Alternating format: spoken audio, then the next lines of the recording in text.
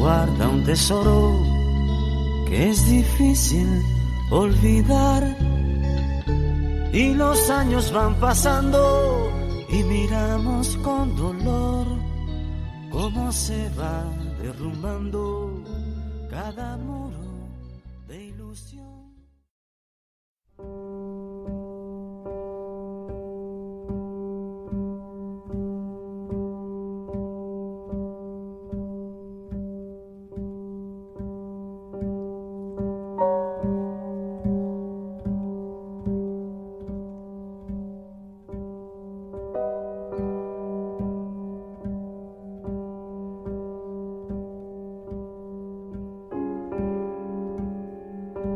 Cinco años antes del estallido de la guerra, la proclamación de la Segunda República había sido acogida con euforia por la mayoría de la población. La monarquía se derrumbaba sin violencia. Para estas multitudes, la nueva república representaba la esperanza de una nueva España, una España moderna y más justa.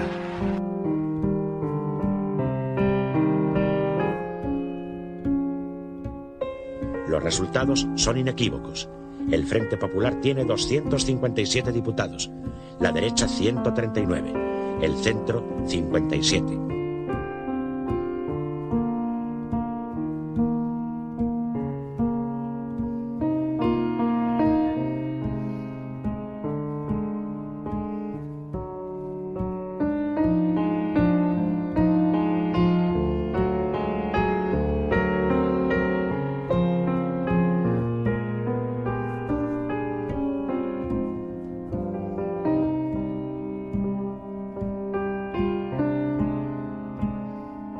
Mola envió un telegrama en clave a los otros conspiradores. El pasado día 15 a las 4 de la mañana, Elena dio a luz un hermoso niño. El mensaje contenía la fecha, la hora y el lugar de la sublevación. El 18 de julio a las 17 horas en Marruecos.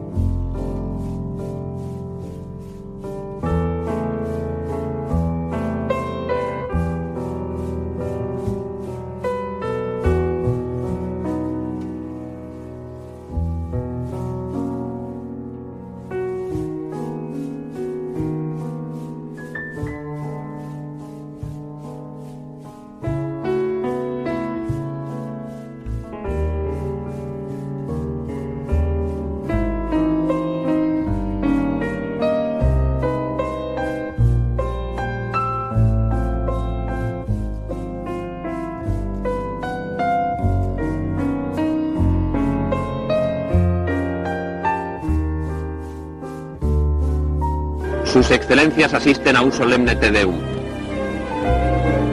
A continuación, Franco impone la birreta al cardenal Cicognani y terminada la imposición le da el doble abrazo tradicional.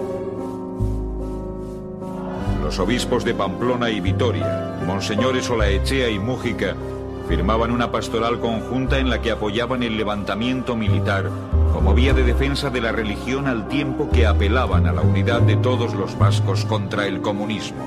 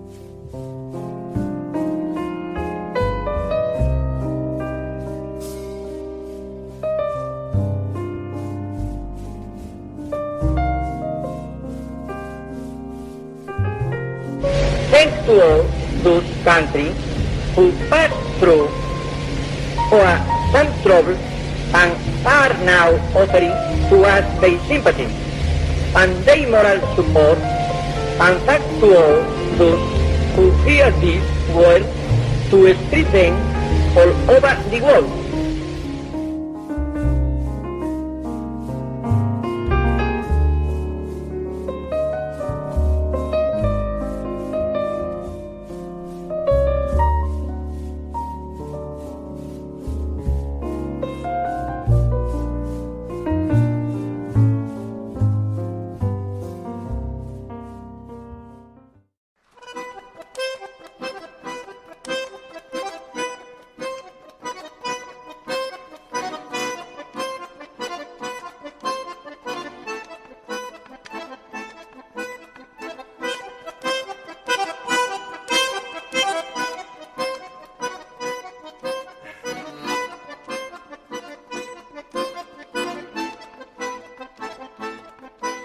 Y de allí se podía ver todo, el bombardeo, el humo y todo. Y luego, desde Guernica venían a Bilbao a bombardear, yo me tiraba al suelo, nos ametrallaban también porque no había defensa.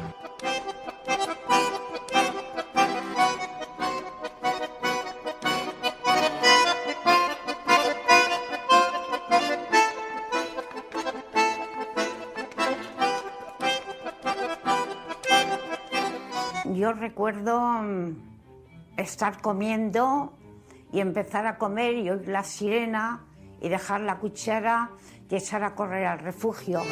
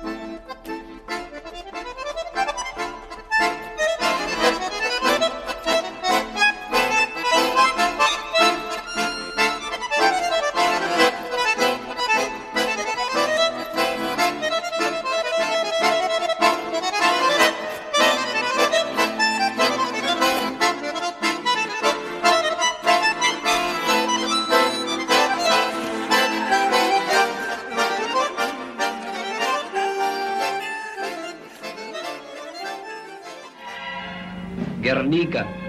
No queda de ella más que el nombre. La meca del legítimo fuerismo vasco ha desaparecido. La prensa judía y masónica del mundo y las hipócritas plañideras de Valencia rasgaron sus vestiduras ante el caudillo, cuyo nombre limpio como nuestro cielo pretendieron manchar con la baba de su información calumniosa. La cámara fotográfica que no sabe mentir dice bien claro que tanta y tamaña destrucción no fue sino obra de incendiarios y dinamiteros. Ahí tenéis el frontón. El fuego de los incendios consumió sus maderas y dejó intacta la trabazón de sus armaduras de hierro.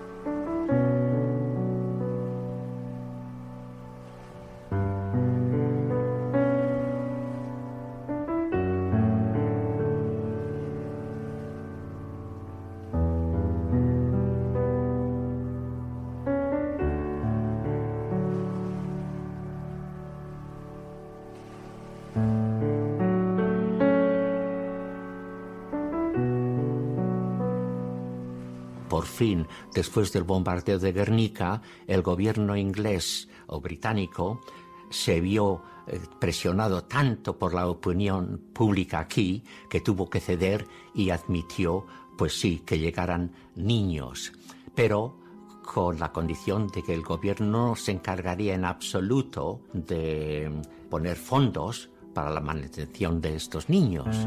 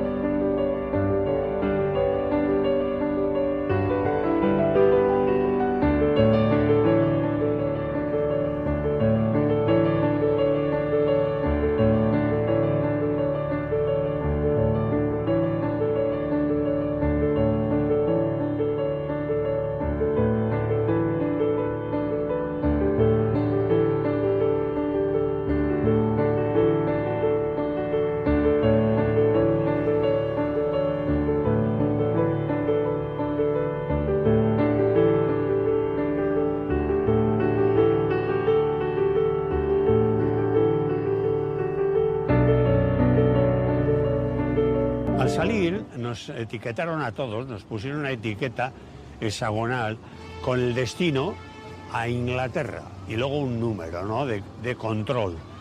Entonces el número mío fue el 1702.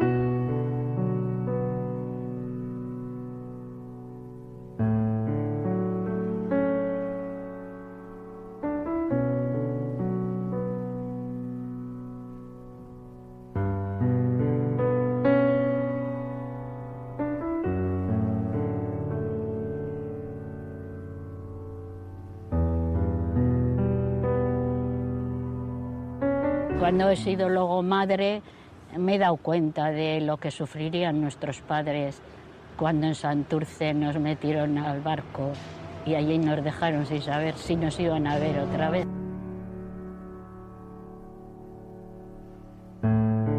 Dormimos en el suelo, no teníamos abrigo, estábamos con la ropa que habíamos llevado y pues todos devolvimos y fue terrible porque rodamos por el suelo y en fin, en el vómito de cada uno y de todos, aquello fue un desastre.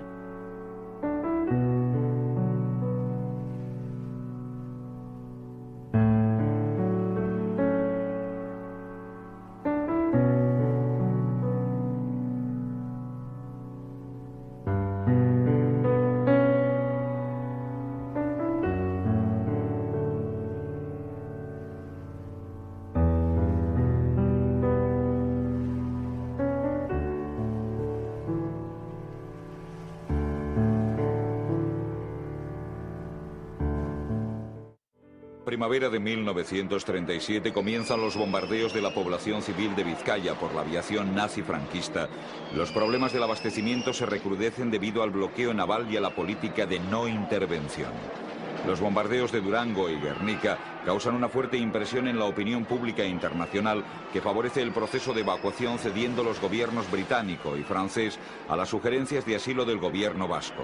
Ambos gobiernos se comprometen a proteger las evacuaciones con sus flotas de guerra. El gobierno franquista es contrario a estas evacuaciones y sus buques de guerra, el Cervera y el España, que mantienen el bloqueo de la costa cantábrica, vigilan amenazantes.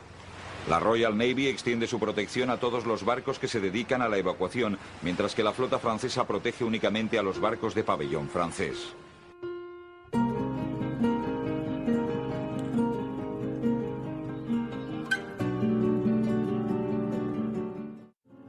El buque de guerra franquista Almirante Cervera intenta cortarles el paso, pero la intervención de la flota británica y francesa le hace desistir del empeño.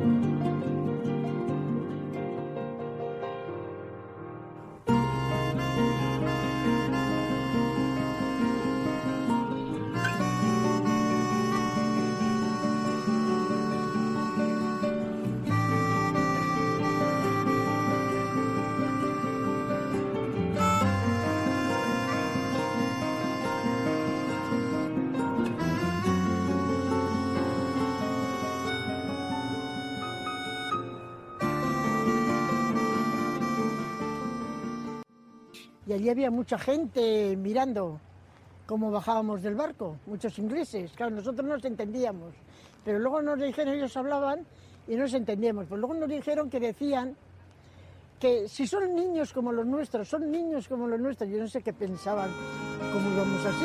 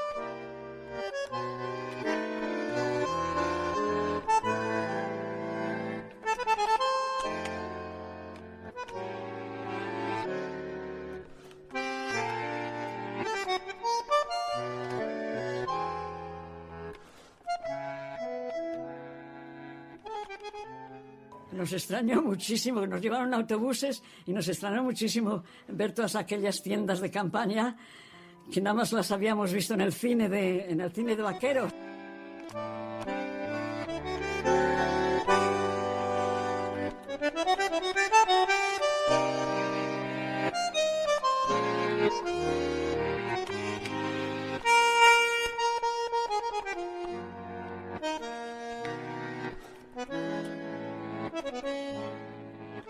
Los colchones flotaban, eran colchones de paja.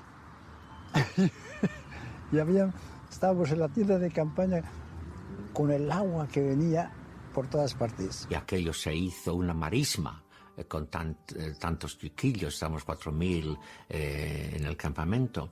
Pero en fin, recuerdo también que echaban películas en una de las grandes tiendas de campaña que había, y yo nunca había visto una película. Y por las mañanas nos despertaban con música y luego empezaban a hablar que pondríamos las tiendas de campaña bien, que viene tormenta. Necesitamos voluntarios para la cocina para pelar patatas. Y pasaban revista.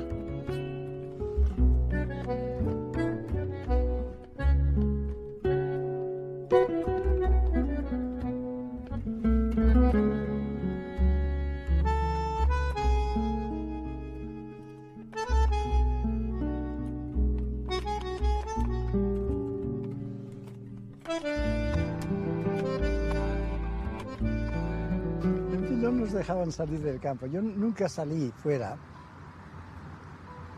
Pero nos cuidaban bastante bien. Los ingleses nos cuidaban muy bien.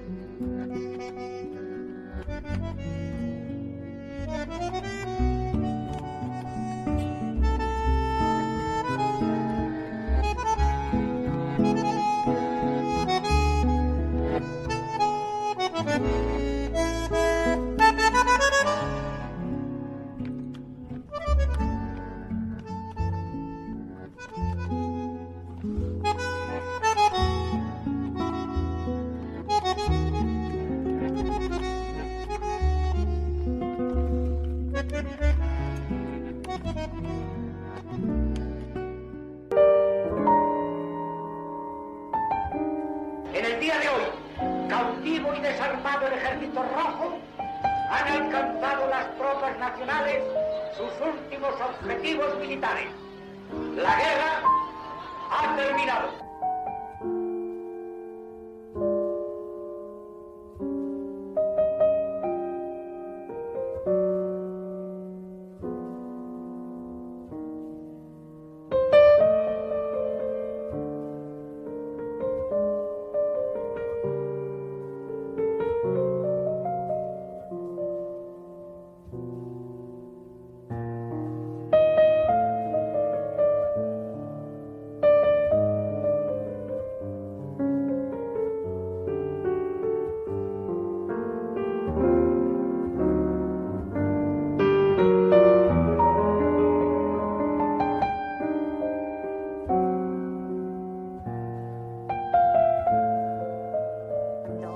Fuimos del campamento a Montrose, Escocia, que fuimos en el tren. Llegamos por la mañana, pasamos toda la noche en el tren. Y llegamos por la mañana.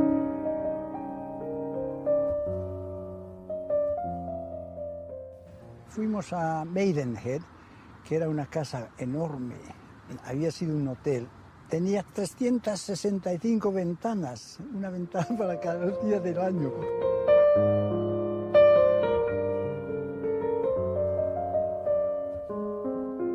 Aquí había mucho talento, de ballet, música y de arte. Era una colonia que era una villa muy pequeñita. Los niños decían que había más vacas que niños y la casa era preciosa. Y nos animaron la vida los ingleses que nos visitaron. Nos dieron mucha vida porque eran encantadores todos.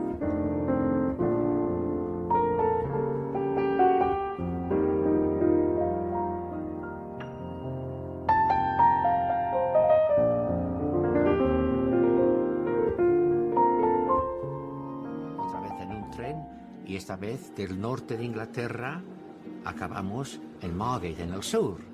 Y claro, de niño uno no entiende por qué.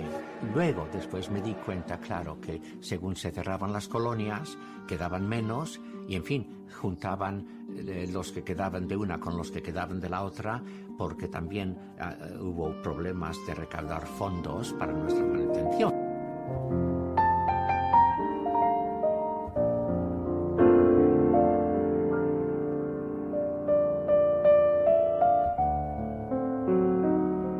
¿Quieres decirle algo a los niños alemanes? ¿Pero qué les digo? Lo que quieras. Anda. Pido a Dios que todos los niños del mundo no conozcan los sufrimientos y las tristezas que tienen los niños que están aún en poder de los enemigos de mi patria.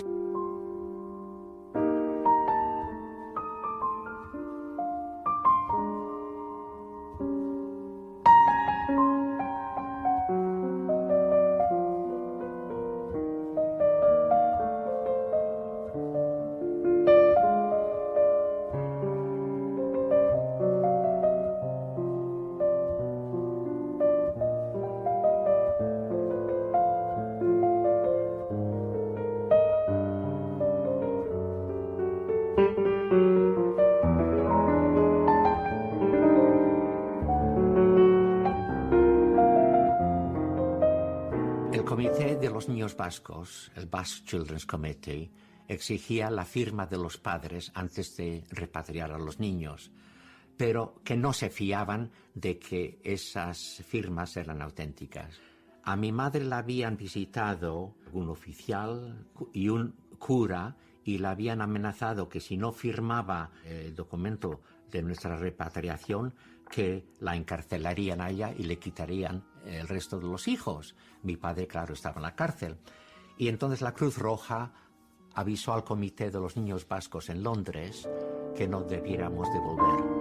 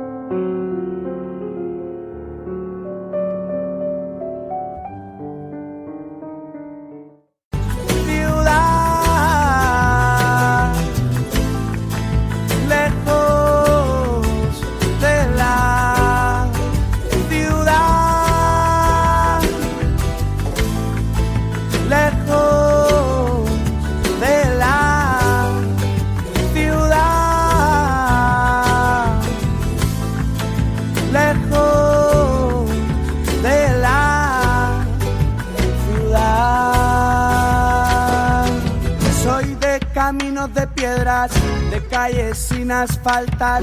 Mi abuela no fue a la escuela, pero aprendió a luchar. Fue una niña de la guerra, por eso sabe más que esos intelectuales que hablan en la capital de la izquierda y del progreso, aunque pagan con divisas hasta los besos.